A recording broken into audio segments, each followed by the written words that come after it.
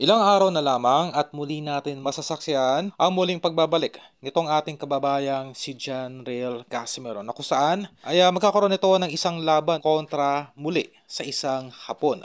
Ganun pa man, ito po ay isang literal na tune-up fight at mananatili pa rin lalaban sa featherweight itong ating kababayan. Well, kung yung mismong actual na laban po ay marahil ay marami sa atin ang dismayado, partikular sa kalidad ng kanyang makakalaban. Pero keep in mind na ito ay isang opportunity, okay?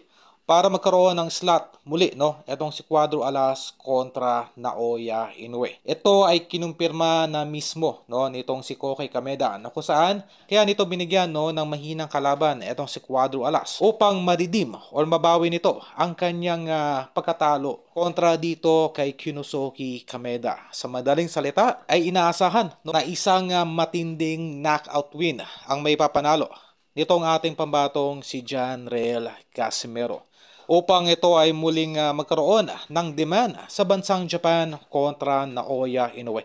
Ito ay atin ang natalakay noong isang araw lamang na kung saan ay kumpirmado na ang pag-akyat nitong si Naoya Inoue sa featherweight division. At itong si Cuadro Alas ang una nitong makakalaban. Kumbaga ay magsisilbing preparatory fight ni Naoya Inoue sa pag-akyat ng 126 itong ating kababayang si John Real Casimero. Marahil ay iniisip nitong kampo ni Naoya Inoue na ito na yung pinakamagandang pagkakataon upang tuluyan na makaalis sa Super Bantamweight Division. Patuloy pa rin pong naghahamon itong si Junto Nakatani sa nasabing division.